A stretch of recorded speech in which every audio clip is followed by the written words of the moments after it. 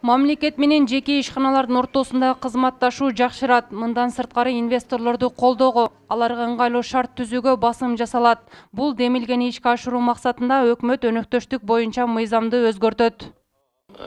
Делать правильные шаги по... Эгер бул жаатта жакшы шарттарды түзбөсөк, эч качан инвестор келбейт. Инвесторго Кыргызстандын иштешине ыңгайлуу болуш үчүн мыйзамга кошумча механизмдерди киргизиш керек. Буга чейин өлкөдө ишкана ачып, бизнесин өнүктүрүүнү каалагандарга көмүскө бут тосуулар болгон. Анткени мамлекет тарабынан даярдалуучу уруксат кагаздары убагында берилбей инвесторлорду түйшүккө салган. Ошондуктан ыңгайлуу шарттар түзүлүп, Кыргызстанга инвестиция салууну каалагандардын мүмкүнчүлүктөрү кеңейүүдө.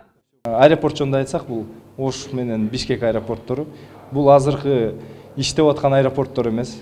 Ал жерге жаңы терминалдар курулуш керек. Биз мисалы үчүн бул шарттарды бир компания менен сүйлөшпөйбүз. Мына ушундай биздин консультанттар аркылуу дүйнөлүк операторлорго чыгабыз. Алар бир эң алдыңкы 5-6 мисалы үчүн компания менен сүйлөшсөк деле, ал жерде биз өзүбүзгө эң ыңгайлуу шарттарды түзсөк болот да.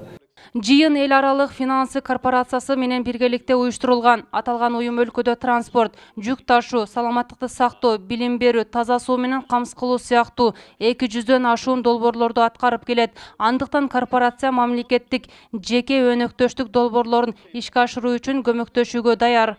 Мы — это международная финансовая корпорация. Биз бүткүл дүйнөлүк немес банкынын колдоосу менен Кыргызстанга гемодиализ борборун курдук. Алдыда бир катар пайдалуу долбоорлорду ишке ашырууну көздөп жатабыз. Андыктан Кыргыз өкмөтү менен тыгыз кызматташабыз деген ой бар. Жеке өнөктөштүк боюнча демилге өкмөттүн таза коом долбоорунун негизинде жүзөгө ашат. Ошондой эле ишкердикти жүргүзүүгө тиешелүү документтер электрондук негизде толтурулат. Гүлзара Бакаева, Рустам Алымбаев, Ынтымак, Бишкек шаары.